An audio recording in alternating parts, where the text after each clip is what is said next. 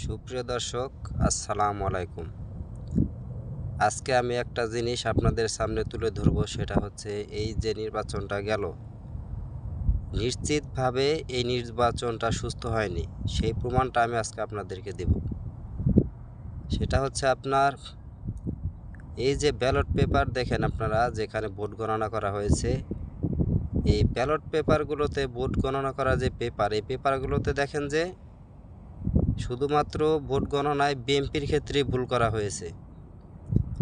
আর প্রত্যেকটা পেপার দেখেন যে যেখানে আপনার ভিএমপির গণনায় ভোট সব জায়গায় কম হয়েছে, আর গণনা করে পরবর্তীতে আপনার ভোট সব জায়গায় বাড়ানো হয়েছে 200, 300, 500 এরকম করে প্রত্যেকটা ব্যালট পেপারে ভোট বাড়ানো হয়েছে।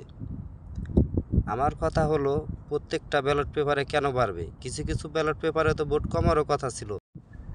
প্রত্যেকটা ব্যালট পেপারে দেখেন যে ভোট কম ছিল, পরবর্তীতে ভোট বাড়ানো হয়েছে।